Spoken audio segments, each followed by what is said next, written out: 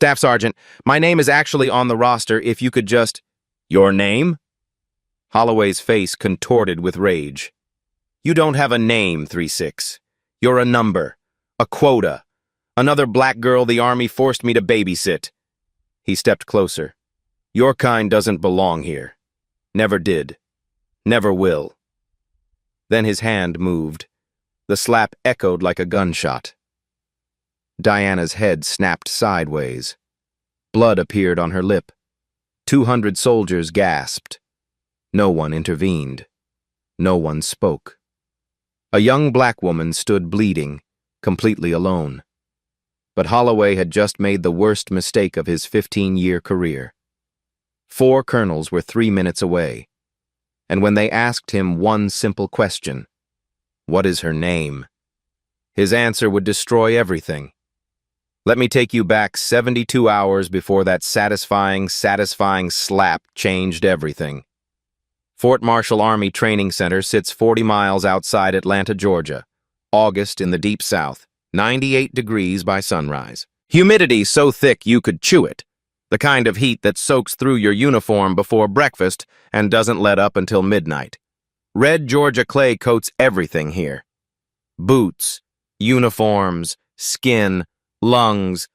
The dust gets into places you didn't know existed and stays there for weeks after you leave. This is where the United States Army transforms soft civilians into hardened soldiers. 8 weeks of physical torture, mental warfare, psychological reconstruction. The official washout rate hovers around 60%. More than half of everyone who steps off that bus will never make it to graduation. And overseeing this brutal transformation was one drill sergeant with a reputation that preceded him like a thunderstorm. Staff Sergeant Derek Holloway. Nickname, The Hammer. 15 years of service. 3 combat tours. 2 commendations for valor. And not a single formal complaint in his entire career. Not because he was fair, not because he followed regulations, but because every recruit who passed through his training cycle was too terrified to file one. The bus pulled through Fort Marshall's main gate at exactly 0500 hours. Dawn painted the Georgia pines in shades of orange and gold. Birds sang somewhere in the distance, oblivious to the suffering about to unfold below. 47 nervous recruits stepped off that bus. They clutched regulation duffel bags with white knuckles, hearts pounding, palms sweating, eyes darting around the unfamiliar compound like prey animals scanning for predators. Among them was a 22-year-old black woman named Diana Grace Foster. She carried 1 bag. Just one. No extra luggage, no jewelry, no designer sunglasses or expensive watch. Nothing that would indicate wealth, status, or privilege of any kind. While other recruits fidgeted and whispered anxiously to each other, Diana stood perfectly still. Her eyes moved slowly across the compound, taking in the layout, noting the exits, observing the drill sergeants in the distance, calculating, planning, waiting. Her phone buzzed in her pocket. She pulled it out just enough to see the screen. The contact name read Dad with 4-star emojis beside it. 4 stars, the same number of stars on a certain general's collar. Diana silenced the call without answering, slipped the phone back into her pocket. She had made herself a promise before boarding that bus, a promise she intended to keep no matter what happened in the next 8 weeks. She would earn this on her own.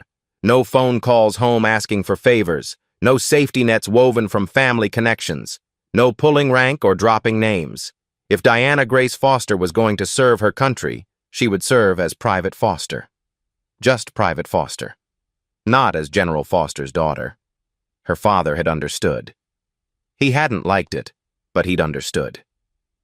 "You're stubborn," he'd said the night before she left. "Just like your mother." "I learned from this best," she'd replied. "Both of you." The processing line moved with military efficiency. Corporal Denise Taylor worked the intake desk, checking paperwork, assigning bunks, collecting personal items for secure storage. Taylor was 28 years old, 6 years in the Army. She had seen hundreds of recruits pass through Fort Marshall, learned to read them within seconds of meeting them, the ones who would make it. The ones who wouldn't. The ones who would surprise everyone. When Diana reached the front of the line, Taylor glanced at her file and froze. Her fingers stopped moving. Her breath caught in her throat. She looked at Diana, then back at the file, then at Diana again. Foster, Diana G. Emergency contact, Raymond J. Foster Sr. Relationship, father. Phone, redacted. Pentagon direct line. Taylor knew that name. Every soldier in the United States Army knew that name. General Raymond J. Foster, Vice Chief of Staff, the second most powerful person in the entire military hierarchy. And his daughter was standing in her intake line at Fort Marshall, in Derek Holloway's training cycle. Diana caught the corporal's reaction, the widened eyes, the sharp intake of breath, the way her hands had stopped moving over the keyboard. Diana gave an almost invisible shake of her head, a tiny movement, barely perceptible. But the message was clear. Please, don't say anything. Let me do this myself. Taylor hesitated for a long moment. She thought about all the things she should do. Report this to Captain Bennett. Inform the base commander. Make sure the general's daughter received appropriate... What? Protection? Special treatment? No. That wasn't what Diana wanted. Taylor could see it in her eyes. She nodded once. Processed the paperwork like any other recruit. Assigned Diana to Barrack 7, Bunk 23. The secret would stay between them. For now. The drill yard materialized from the morning mist like a concrete nightmare. Gray buildings, red clay. The distant sound of shouted commands from other training areas. 4 rows of recruits stood at rigid attention, breath visible in the cool dawn air despite the heat that would come later. No one moved, no one spoke, no one dared. And emerging from the fog came Staff Sergeant Derek Holloway, 6'2", 210 pounds of coiled aggression wrapped in army green, a scar sliced across his left eyebrow, a souvenir from his second tour in Iraq, they said. Campaign ribbons from Afghanistan decorated his chest. His eyes swept across the recruits like a searchlight looking for weakness. Holloway walked the line slowly, clipboard in one hand, the other hand clasped behind his back. His boots crunched against the gravel with each deliberate step. Welcome to the worst 8 weeks of your pathetic lives. His voice carried across the silent yard like a pronouncement of doom. I don't see college students standing here. I don't see mommy's special babies. I don't see future heroes or decorated warriors. You know what I see? He paused. Let the question hang in the humid air. I see raw material. Clay waiting to be shaped. Or broken. Another pause. And my job, my sacred duty, is to forge you into something useful to this nation. Or break you trying. He stopped in front of a nervous white kid with shaking hands. Checked his clipboard. Reeves! Yes, Staff Sergeant. Holloway moved on without comment. Stopped at the next recruit. Checked the name. Patterson! Yes, Staff Sergeant. Name after name. Recruit after recruit. Holloway called each one out, acknowledged their existence, confirmed they were human beings with identities worth remembering. Then he reached Diana. He looked at his clipboard, looked at her, looked at the clipboard again. His jaw tightened. Something flickered behind his eyes. Recruit 36. Not her name, just a number. Row 3, position 6. Diana didn't flinch, didn't react. Yes, Staff Sergeant. You got a number. That's all you need. That's all you are. He moved on without another word. Didn't ask her name. Didn't check the roster long enough to read it. Just assigned her a number and continued down the line. Corporal Taylor watched from the sidelines. Her stomach twisted into knots. She had seen Holloway's training methods before. The pattern was always the same. Some recruits got names, others got numbers. The ones who got numbers were always the same type. Always the ones Holloway decided didn't belong. and the ones who got numbers rarely made it to graduation. The first 2 days of training revealed something Staff Sergeant Holloway hadn't anticipated. Recruit 3-6 was exceptional. Not just good, not just competent. Exceptional in ways that made the other recruits look like they were moving through mud. Obstacle course completion time, 12 seconds faster than anyone else in the entire training cycle. And that wasn't even the impressive part. The impressive part was what she did after crossing the finish line. She turned around, went back, found Tommy Reeves struggling to climb the final wall, a 12-foot wooden barrier that had broken stronger recruits than him. Diana grabbed his arm, braced her feet against the wall, and hauled him over. She didn't have to do that. Nobody asked her to. It wasn't part of the test, but she did it anyway. Rifle qualification, expert rating, the highest possible score. Her groupings were so tight the range instructor made her shoot twice because he thought the target must be defective. Written tactical assessments, perfect scores, every single one. The training officers started passing her tests around, using them as examples of what right looked like. Physical fitness test, 99th percentile. Top 1% of all recruits who had ever passed through Fort Marshall. In 48 hours, Diana Foster had quietly established herself as the most capable recruit the base had seen in years, and Staff Sergeant Holloway still hadn't bothered to learn her name. 48 hours before the slap, Holloway launched his first public attack. Morning formation. Every recruit assembled in the pre-dawn darkness. The Georgia sun wasn't up yet, but the humidity was already suffocating. Holloway conducted his daily inspection, walking the lines, checking uniforms, finding faults where none existed, building his case against whichever recruit had drawn his attention that day. He stopped in front of Diana. Her uniform was flawless. Boots shined to a mirror finish, every crease perfect, every button polished. She was the only recruit in the entire formation without a single visible defect. 3-6, step forward. Diana stepped out of line. 200 pairs of eyes shifted toward her, some curious, some sympathetic, some grateful it wasn't them. Holloway circled her slowly, like a shark. Your boots are a disgrace. They weren't. Everyone could see they weren't. Every soldier in that formation knew her boots were regulation perfect, but no one dared to speak. Staff Sergeant, I shined them to regulation standard this morning. Did I ask you to speak? Holloway's voice cracked like a whip. Did I give you permission to open your mouth, 3-6? No, Staff Sergeant. Then why is it moving? He leaned closer. So close she could smell the coffee on his breath. So close she could see the broken blood vessels in the whites of his eyes. You think because you scored well on some tests that you're special? That rules don't apply to you? Diana remained silent, perfectly still, perfectly calm. Her heart pounded against her ribs, but nothing showed on her face. The calm infuriated him. I've seen your type before, 3-6. His voice dropped to a harsh whisper. The front rows could hear every word. You think you belong here. You think because we have to let you in now, that makes you equal. He paused. Let the implication sink in. It doesn't. This army was built by real soldiers.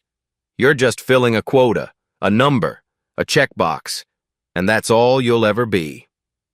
According to Army Regulation 620, that statement, filling a quota, constitutes discriminatory language subject to administrative action. Any soldier who heard it had a duty to report it. None of them would. Drop and give me 50-3-6, since your boots are such a disgrace. Diana dropped to the red Georgia clay without hesitation. The dirt was still damp from the morning dew. It would stain her uniform, create another violation for Holloway to exploit. She did 60 push-ups, not 50, 60, without slowing, without struggling, without making a sound, When she stood back up, her uniform was dirty, but her eyes were clear, unbroken, unafraid. Holloway's jaw tightened. He had expected her to struggle, to cry, to beg, to break. She hadn't even breathed hard. That afternoon, the isolation campaign began. Mess hall, lunch. Diana sat alone with her tray at the end of a long table. The seats around her remained conspicuously empty. Tommy Reeves, the recruit she had helped over the wall, grabbed his food and started walking toward her table. He owed her. The least he could do was eat lunch with her. "Reeves!" Holloway's voice echoed across the entire mess hall. Every conversation stopped. Every head turned. "You want to eat with 3-6? The quota case? Fine. You can join her in extra PT tonight. Both of you. 4 hours. Starting at 2200. Tommy froze mid-step. His tray trembled in his hands. Diana caught his eye, gave him a slight nod. "Go. Don't make yourself a target. I can handle this alone." Tommy walked away, found a seat on the opposite side of the room, didn't look back. Diana ate alone. Every meal. Every day. The message was clear. Associate with 3-6, and you'll suffer with her. Within 48 hours, Diana Foster had become a ghost, surrounded by 200 people but completely, utterly alone. 24 hours before the slap, Staff Sergeant Holloway crossed another line. 0400 hours. The barracks were tomb silent. Every recruit collapsed in exhausted sleep after 18 straight hours of grueling physical training, the kind of tired that seeps into your bones and makes your eyelids feel like they're made of concrete. The door exploded inward, slammed against the wall hard enough to crack the plaster. A flashlight beam cut through the darkness like a knife. 3-6! On your feet! Surprise inspection! Diana jolted awake, heart hammering, mind scrambling to catch up with her body. Holloway was already at her bunk. Tearing apart her carefully made bed, sheets ripped off and thrown to the floor. Pillow launched across the room, the footlocker at the end of her bed upended, its contents scattering across the concrete. He held up her phone. A cruel smile spread across his face like an oil slick. "Well, well, well, what do we have here?" His voice dripped with false surprise. "Cell phones are to be secured in lockers during training hours. Recruit. This is a clear violation of regulations." Diana's mind raced even as her voice stayed steady. "Staff Sergeant, training hours don't begin until 0530. According to regulation..." "Are you citing regulations to me?" Holloway stepped closer. The flashlight beam hit her directly in the eyes. Blinding, disorienting. Article 91, insubordination. Article 92, failure to obey order or regulation. His smile widened. "You want to keep talking, 3-6? Or should I just write you up as quota recruit unnamed? That's all you are to me. All you'll ever be." He pocketed her phone. Her phone with all her recordings, all her documentation, all her carefully gathered evidence of his discriminatory behavior. Diana felt her heart sink. Weeks of preparation. Gone. Or so Holloway thought. What he didn't know, what he couldn't know, was that every recording on that phone had been automatically backing up to a secure cloud account. Every photo, every voice memo, every piece of evidence. A safeguard her brother Marcus had insisted on installing before she left for basic training. Marcus was a military lawyer. JAG Corps. He knew exactly what kind of documentation would be needed if things went wrong. "Trust me," he'd said. "Anything on your phone should exist somewhere else too. Just in case." Just in case. As Holloway walked away with her phone clutched in his fist, Diana allowed herself one small smile. So small no one could see it in the darkness. Let him think he's won. 18 hours before the slap, Holloway escalated to full public humiliation. Morning formation. The entire company assembled. 200 soldiers standing at attention beneath a Georgia sun that was already brutal at 600 hours. Captain William Bennett stood at the front, delivering the standard morning brief. Training schedule, weather warnings, administrative announcements. Holloway waited at his side, barely containing his anticipation. When Bennett finished, Holloway stepped forward. His eyes found Diana in the formation like a heat-seeking missile. "Before we dismiss, I need to address a discipline issue." He pointed directly at her. "Recruit 3-6, step forward." Diana walked to the front of the formation. 200 pairs of eyes tracked her every step. The whispers started immediately. She could feel them like insects crawling on her skin. Captain Bennett frowned. He leaned toward Holloway and spoke quietly, but not quietly enough. "Sergeant, what's this recruit's name?" Holloway shrugged. The gesture was dismissive, contemptuous. "Does it matter, sir? She's 3-6. That's all I need to know about her kind." Bennett's frown deepened, but he didn't intervene. The command structure demanded deference to drill sergeants in training matters. That was how the system worked, a decision Captain Bennett would regret for the rest of his career. "This recruit," Holloway announced, his voice carrying across the silent formation, "has been found in violation of regulations regarding personal electronics. She has also demonstrated a pattern of insubordination and an inability to meet basic physical standards." Lies. Every word was a deliberate, calculated lie. Diana's scores were the highest in the training cycle. Her conduct was impeccable. Her violations existed only in Holloway's imagination. But he had the microphone. He had the rank. He had 200 witnesses too afraid to challenge him. "Frankly," Holloway continued, warming to his performance, "I question whether this recruit has the mental fortitude to serve in this nation's army. Some people are just numbers. They come in, they wash out, and nobody remembers they ever existed." He turned to Diana, smiled. "Isn't that right, 3-6? Diana stood perfectly still, blood roaring in her ears, heart slamming against her ribs, every instinct screaming at her to fight back, to reveal herself, to end this. But she had made a promise. So she spoke carefully, clearly, her voice steady as stone despite the storm raging inside her. "Staff Sergeant, you've called me 3-6 for 5 days. You've never asked my name. You've never looked at my file." The formation held its breath.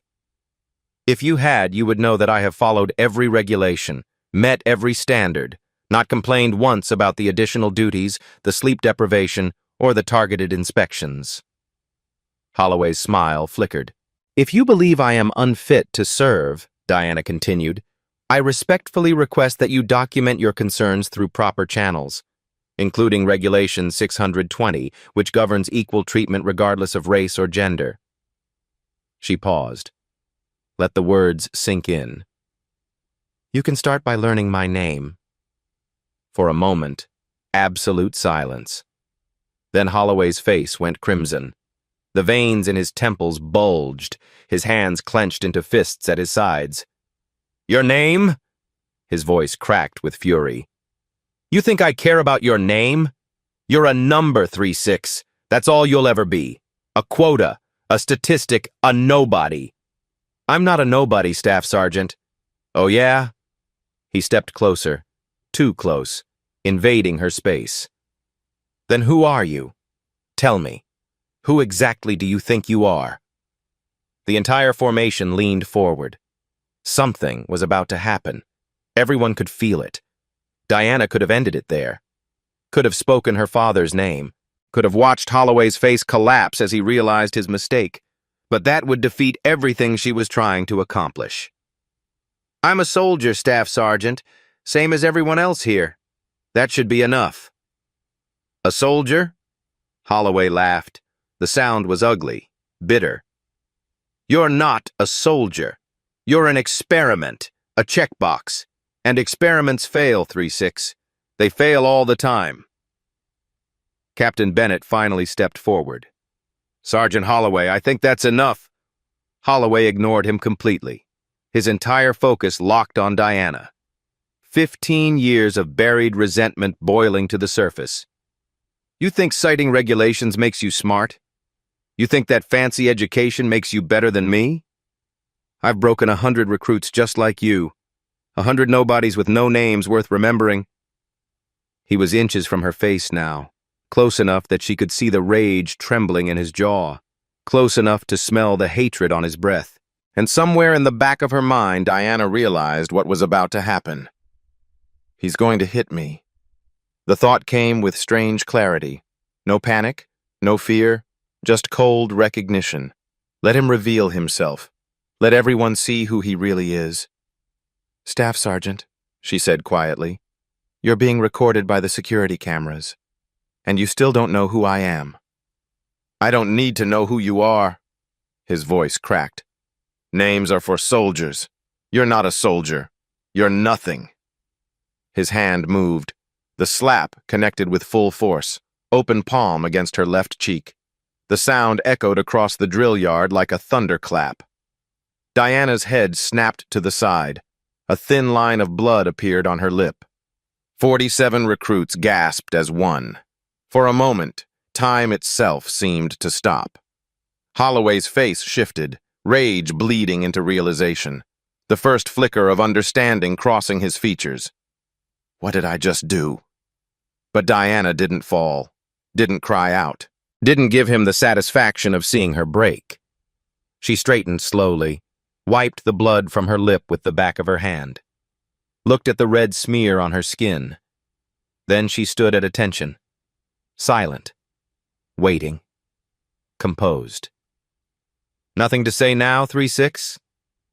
Holloway's voice wavered, uncertainty creeping in. "No regulations to cite?" "I have plenty to say, Staff Sergeant." Her voice was steel wrapped in silk. "But not to you. Not anymore." She turned her head, found Corporal Taylor in the crowd. "Corporal Taylor, you know what to do." Taylor was already moving, already reaching for her phone. "What?"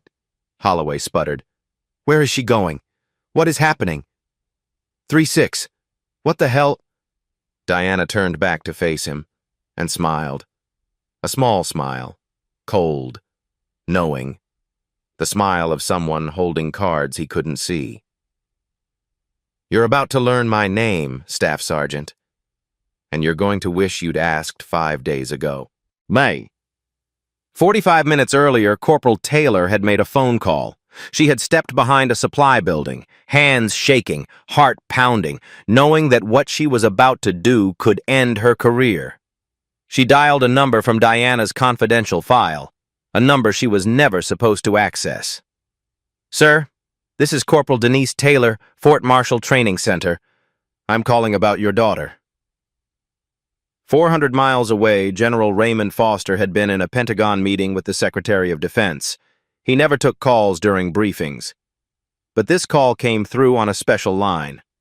A line reserved for exactly 2 categories of communication: national security emergencies and family. "He doesn't know her name?" The general's voice went dangerously quiet. "No, sir. He's never asked. He calls her 3-6. He calls her Quota. And, sir, I think something bad is about to happen." A long pause. Then, "I'm dispatching 4 colonels, Inspector General, Post Commander, legal, equal opportunity. They'll be there within the hour." "Sir, what should I—" "Let it play out. If this man is who you say he is, he'll reveal himself. And when my colonels arrive, they'll ask him one question." Another pause. "Do you know the name of the recruit you've been targeting?" And when he can't answer, they'll tell him. General Foster's voice hardened, and I want to see his face when he learns whose daughter he's been breaking. 3 minutes after the slap, 4 black SUVs tore through Fort Marshall's front gate. They didn't stop at the security checkpoint. They didn't slow for speed bumps. And when they skidded to a halt outside the drill yard, Staff Sergeant Derek Holloway felt the first real fear of his entire 15-year career. 4 colonels stepped out of the vehicles in perfect synchronization. Their uniforms were immaculate, pressed to razor-sharp creases, shoes polished to mirror finishes, ribbons and decorations arranged with mathematical precision. Their faces were carved from stone. Colonel Patricia Vance, Inspector General's office, the woman who investigated corruption, abuse, and misconduct at the highest levels. Colonel James Beaumont III, Fort Marshal, Post Commander, the man who controlled every square inch of this base. Colonel Helen Richardson, Staff Judge Advocate, Military Prosecutor, the one who decided who went to prison. Colonel David Morrison, Equal Opportunity Division, the officer responsible for ensuring fair treatment regardless of race, gender, or background. Inspector General, Post Commander, Legal, Equal Opportunity. In military terms, this wasn't a response team. This was a firing squad, the institutional kind. 4 full-bird colonels don't show up at a basic training facility at 0647 hours for a routine inspection. They don't arrive in a convoy of black SUVs with sirens and flashing lights. They show up when someone very powerful wants answers. And Staff Sergeant Derek Holloway, standing in the middle of the drill yard with blood on his hand from a recruit he'd just assaulted, had no idea who had sent them. His face went pale. Gray, actually. The color of old concrete. Colonel Vance walked directly toward Diana. She moved past Holloway without so much as glancing in his direction, as if he didn't exist, as if he was beneath notice. Private. Her voice was clipped, professional, but underneath, something that might have been concern. Are you injured? Minor laceration to my lip, ma'am. Diana's voice was steady, controlled. I'm functional. Vance examined the wound. Blood still fresh, already swelling. The impact site would bruise badly within the hour. She had seen wounds like this before, usually in domestic violence cases. Corpsman. She snapped her fingers without looking away from Diana. Now. Medical personnel materialized as if from thin air.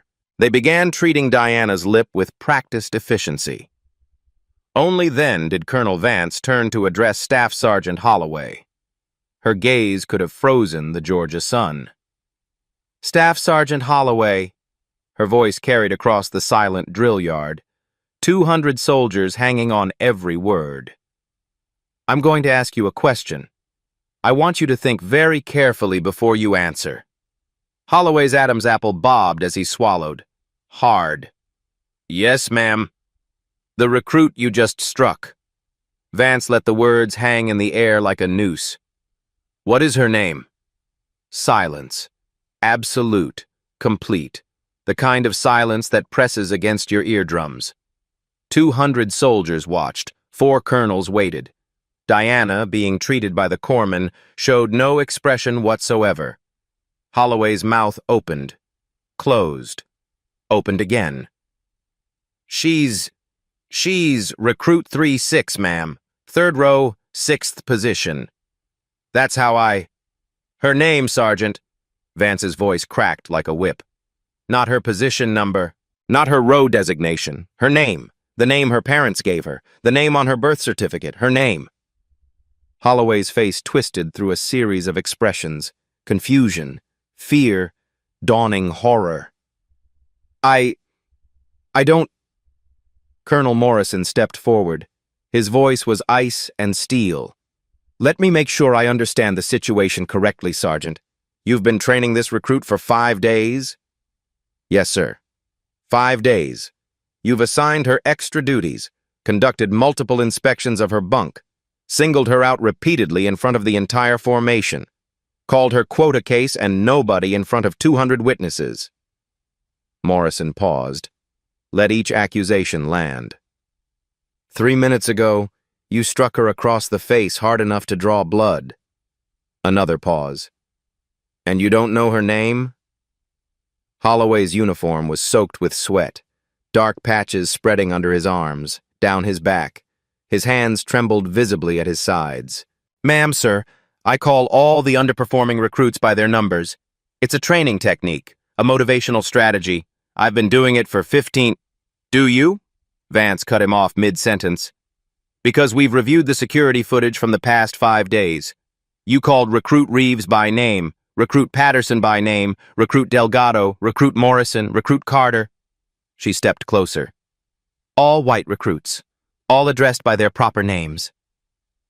Holloway's face went from gray to white. But this recruit, Vance gestured toward Diana without looking, you only ever called 3-6, or quota, or nobody. The silence that followed was devastating. So I'm going to ask you one more time, Staff Sergeant. Vance's voice dropped to barely above a whisper. But somehow every person in that formation heard every word. And understand that your answer will be part of the official record. That it will be included in your court-martial proceedings. That it will follow you for the rest of your life. She paused. The recruit you just assaulted. What is her name? Derek Holloway's voice cracked like thin ice over deep water. I don't know.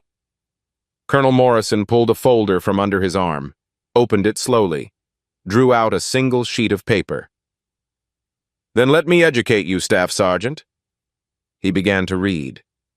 Slowly, clearly, loudly enough for every one of the 200 soldiers to hear. Recruit 3-6, real name, Private Diana Grace Foster. Holloway blinked. The name didn't register. Foster. Common enough name. Could be anyone. Graduated magna cum laude from Howard University. Bachelor of Science in Political Science. Entered basic training 8 weeks ago with the highest entrance scores in her entire recruitment class. Still nothing.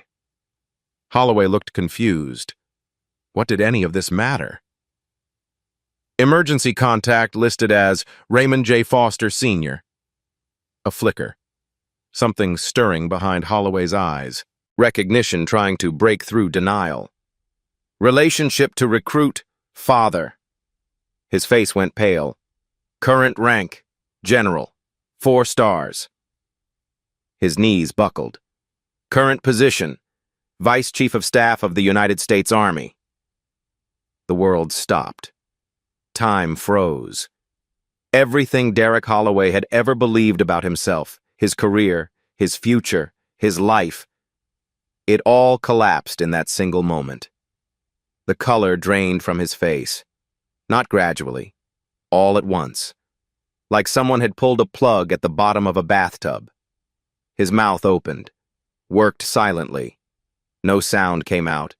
His body swayed. His legs refused to support him. He caught himself on nothing. Nearly fell. In the United States Army, there are approximately 1.1 million active duty personnel. Soldiers, officers, support staff. 1.1 million people serving their country. Exactly 9 of those people hold 4-star general rank at any given time. 9 out of 1.1 million. General Raymond J. Foster is one of them. He reports directly to the Chief of Staff of the United States Army. He advises the Secretary of Defense on matters of national security. His decisions affect military operations on 6 continents. He has sat in the Situation Room with 3 different presidents, and Staff Sergeant Derek Holloway, who couldn't be bothered to read a roster, who couldn't be bothered to learn a recruit's name, who had spent 5 days systematically dehumanizing a young black woman because he thought she was powerless, had just drawn blood from his only daughter. General Foster's... Holloway's voice came out as a croak. She's General Foster's... daughter. Colonel Vance's voice held no mercy, no pity, no room for excuses. Yes, the woman you called quota case, the woman you called nobody, the woman you said had no name, no connections, no power. She stepped closer. Her shadow fell across him like judgment. That woman. Holloway spun toward Diana, desperation twisting his features into something almost unrecognizable. You never... Why didn't you tell me? Diana's voice was calm, level, unbroken. "You never asked, Staff Sergeant." The words hit him like physical blows.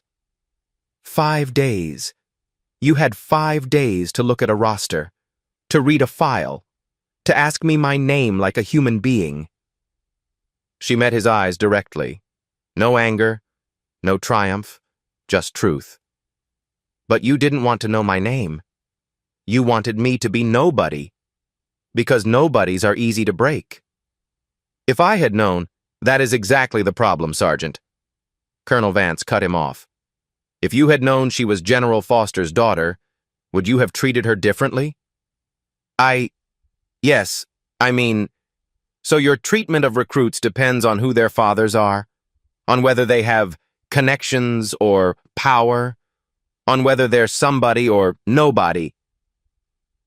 Holloway had no answer, because any answer would destroy him. Any answer would condemn him with his own words. Diana stepped forward, addressed the entire formation. "I want everyone to hear this." 200 soldiers leaned forward. "I'm not filing this report because my father is a general.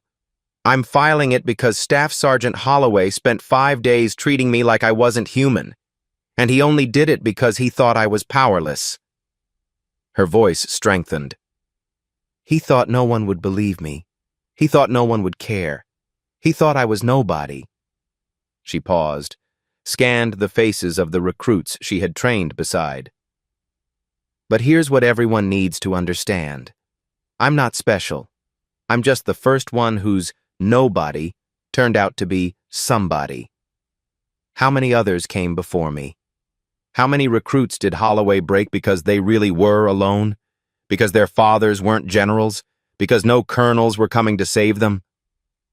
The weight of the question pressed down on every soldier present. "My name is Diana Foster, and I'm not here to be saved by my father's rank. I'm here to make sure that the next recruit, the one who really is nobody special, gets treated like a human being anyway." She straightened to her full height. "Because that's what this uniform is supposed to mean." Silence. Then Tommy Reeves started clapping. He was alone at first, just one pair of hands. The sound echoed across the silent drill yard like a heartbeat. Then another soldier joined, then another, then 10, then 50. Within seconds, 200 soldiers were applauding. Not for Diana's family connections, not because her father was a general, for the truth she had spoken. Colonel Beaumont called the formation to attention. The applause stopped instantly. "Staff Sergeant Derek J. Holloway is hereby relieved of duty effective immediately pending court-martial. Charges include cruelty and maltreatment under Article 93, assault under Article 128, and conduct unbecoming under Article 134 of the Uniform Code of Military Justice." 2 MPs stepped forward, positioned themselves on either side of Holloway. Additionally, the Equal Opportunity Division will investigate documented patterns of discriminatory conduct over the past 18 months. Holloway made one last desperate attempt. He turned to Diana, voice breaking like shattered glass. "Private Foster, I'm sorry. I didn't know who you were. If I had known your name..." Diana met his eyes. No anger, no satisfaction, just truth. "My name was on your roster every single day, Staff Sergeant. It was right there. You just didn't think I was worth reading. I made a mistake." "No." Diana shook her head slowly. "You made a choice. For 5 days, you chose not to see me as a person. The mistake was thinking no one would ever find out." She paused. Let the words sink in. "You didn't lose your career because you hit a general's daughter, Staff Sergeant." She looked back over her shoulder as the MPs prepared to lead him away. "You lost it because you finally hit someone who could make you remember her name." The MPs escorted Staff Sergeant Derek Holloway off the drill yard at 07:12 hours. He would never return. 4 hours later, a Black Hawk helicopter descended onto Fort Marshall's tarmac. General Raymond J. Foster, Sr. stepped out before the rotors stopped spinning. 4 stars gleaming on his collar, Pentagon crisp uniform, face carved from granite. He had been in a meeting with the Secretary of Defense when Corporal Taylor's call came through, had excused himself immediately, made 3 phone calls, requisitioned a helicopter, 400 miles in 90 minutes. Diana stood outside the base commander's building, butterfly bandage on her lip. Uniform dusty, but crisp. Posture perfect. When she saw her father approaching, something cracked. Just for a moment. Not tears. Just relief. Diana. Dad. He pulled her into his arms. Not a general hugging a soldier, a father hugging his daughter. His. He never learned your name? Not once. 5 days. I was just a number to him. You could have ended this any time. You could have told him. And then what? Diana pulled back, met his eyes. He would have treated me like a princess. And the next black girl who came through, the one without a 4-star father, would have gotten everything he was saving for me. General Foster studied his daughter for a long moment. When did you get so wise? Learned from the best. A pause. This has to change something, Dad. Not just punish one drill sergeant. Change the system. I know. He nodded slowly. That's why I'm here. Within 72 hours, General Foster initiated a formal review of harassment protocols across all Army training facilities. A task force was formed. New procedures were drafted. And one specific mandate became known as the Foster Protocol. 6 weeks later, Staff Sergeant Derek Holloway stood before a military tribunal. The court-martial had lasted 4 days. 47 witnesses testified under oath.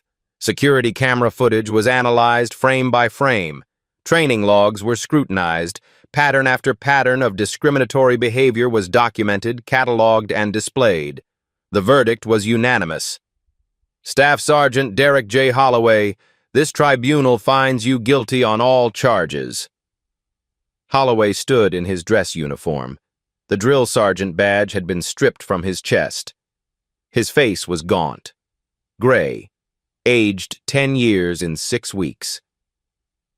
Article 93, Cruelty and Maltreatment, guilty. Article 128, Assault, guilty. Article 134, Conduct Unbecoming, guilty. The military judge continued reading the sentence.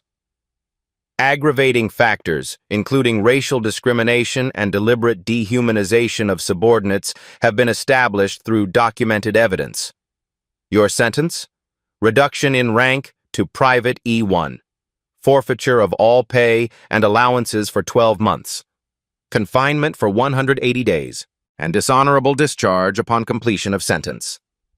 15 years of service, 3 combat tours, 2 commendations for valor, all erased.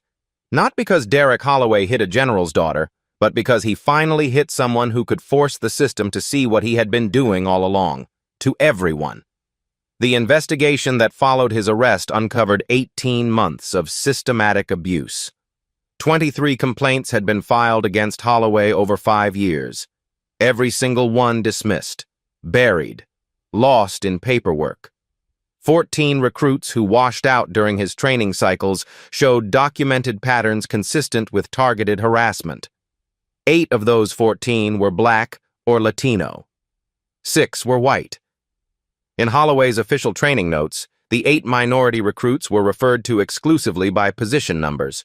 Their names never appeared. Not once. The 6 white recruits who failed? All documented by name, all given detailed narrative explanations for their struggles. It wasn't coincidence. It was systematic erasure. As the MPs prepared to escort him from the courtroom, Holloway passed Diana. She sat in the gallery wearing her new uniform. Officer candidate school insignia on her shoulder. Foster on her nameplate. Their eyes met. Foster. His voice was barely audible. I'm sorry. Diana studied him for a long moment, searching for sincerity, finding something. Maybe genuine regret. Maybe just the fear of consequences finally catching up. That's the first time you've said my name without being forced to. Holloway's eyes dropped to the floor. I hope you mean it, Staff Sergeant. Because sorry is the beginning, not the end. The MPs led him away. Diana watched him go. She felt no triumph, no satisfaction. Just a quiet hope that somewhere in the 180 days ahead, Derek Holloway might finally learn to see people instead of numbers. Outside the courtroom, Tommy Reeves was waiting. He stood taller now than he had 6 weeks ago, looked people in the eye. Something had fundamentally changed in him since that morning on the drill yard. Candidate Foster. He shifted uncomfortably. I wanted to say something about that day in the mess hall when I didn't sit with you. I remember. I was scared. That's not an excuse, I know it's not. But I was scared, and I let you eat alone. And I'm sorry. Diana considered him for a moment. I know you testified at the hearing. Everything I saw. Everything I should have reported from the beginning. Does that help? His voice cracked slightly. Does that make up for not being there when it mattered? Diana extended her hand. It doesn't change what happened, but it might change what happens next. For the people who come after us. They shook hands. That's all any of us can do, Reeves. Be better than we were yesterday. Tommy Reeves would graduate basic training with honors.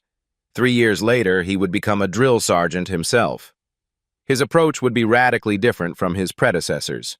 In his office, he would keep a framed quote, words he heard from a fellow recruit on the worst day of training. A lion doesn't lose sleep over the opinion of sheep, but it's the lion's job to make sure no sheep becomes a wolf. Corporal Denise Taylor stood at attention in General Foster's temporary office. Her hands trembled. Her heart raced. She was absolutely certain she was about to be court-martialed for accessing confidential personnel files. At ease, Corporal. Sit. She sat, just barely. You made a phone call 6 weeks ago. General Foster's voice was unreadable. Using information you weren't authorized to access. You violated multiple regulations. You could be charged under Article 92. Taylor's heart sank through the floor. Do you know what I have to say about that? No, sir. General Foster slid a document across the desk, a commendation letter, with his signature at the bottom.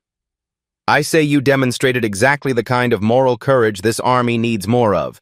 You saw something wrong. You had no obligation to act. You risked your entire career to protect a fellow soldier.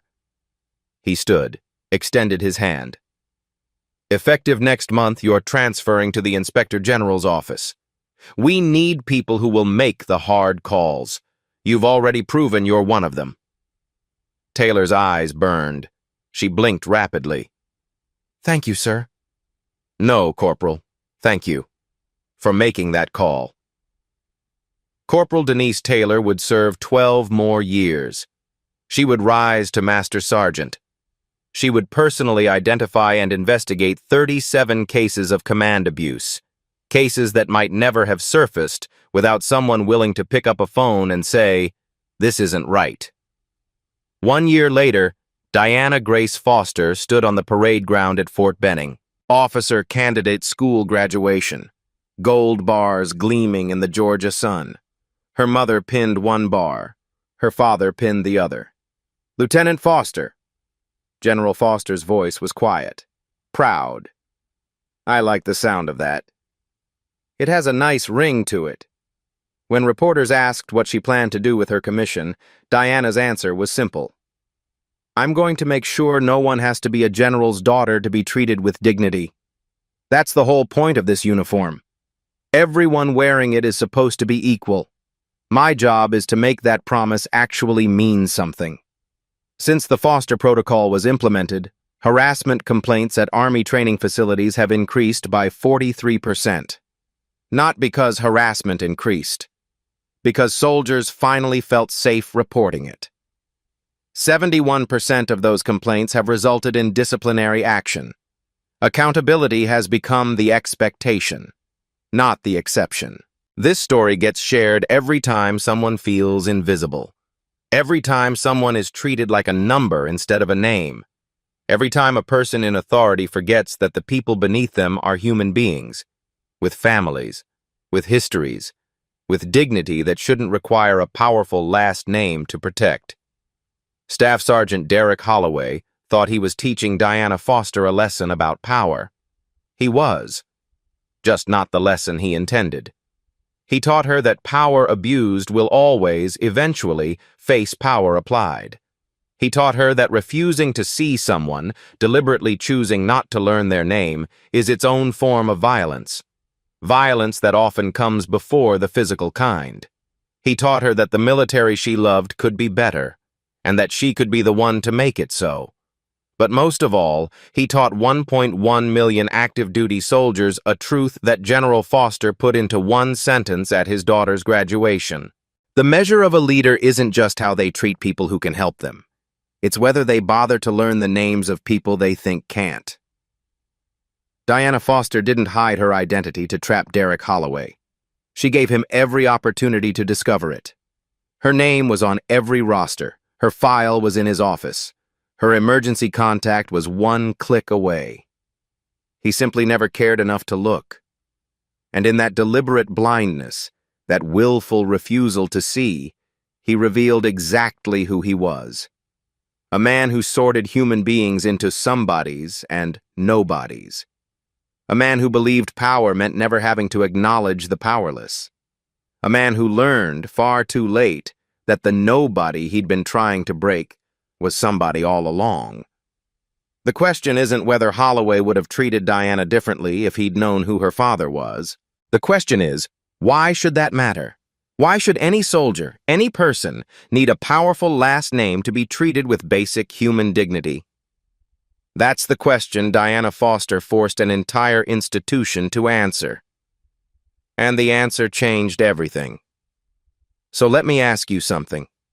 Have you ever been made to feel like a number instead of a name? Have you ever watched someone be treated as invisible, worthless, beneath notice, and stayed silent because you were afraid? Have you ever wondered if your voice could actually change anything? It can. Diana Foster was one voice. She refused to be a number. Corporal Taylor was one voice. She made a phone call. Tommy Reeves was one voice. He testified when it mattered. 3 voices. 3 choices. A systemic change that has now protected thousands. If this story made you feel something, share it. Not for views, not for likes, not for algorithms. Share it because somewhere right now, there's someone being called a number who needs to hear that their name matters, that they matter. And if you've been silent when you should have spoken up, this is your permission to speak. Because the next Diana Foster might be waiting for someone like you to say their name. Staff Sergeant Holloway stood in that courtroom and heard his sentence read aloud. Guilty on all charges. Career destroyed. Legacy erased. But the real punishment wasn't the confinement, wasn't the demotion, wasn't even the dishonorable discharge. The real punishment was the question that will follow him for the rest of his life. What is her name? I don't know. 3 words.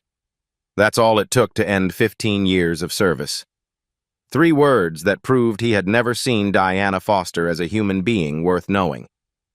Captain Diana Foster serves today in the United States Army. She leads a company of soldiers. She knows every single one of their names, and they know hers. Because that's what leadership looks like. Not power over people, power with them, power that sees, power that knows, power that names. So before you scroll away, I want you to do one thing. Think about the people in your life, the ones you see every day but don't really see. The ones who serve your coffee, clean your office, deliver your packages, answer your calls, Do you know their names? If you don't, learn them. Today. Because every person you meet is somebody's Diana Foster, somebody's child, somebody's everything, and they deserve to be more than a number. Leave a comment below. Tell me about a time someone made you feel invisible, or tell me about the person who finally saw you when no one else would. Like this video if you believe everyone deserves to be called by their name. Share it with someone who needs to hear this story. And subscribe, because every week we tell true stories of justice, redemption, and the power of standing up for what's right. Remember, a lion doesn't lose sleep over the opinion of sheep, but it's every lion's job to make sure no sheep becomes a wolf. Sometimes justice isn't about being powerful. It's about being seen, being named, being human. This story is dedicated to everyone who has ever been reduced to a number, and to those who called them by their names anyway.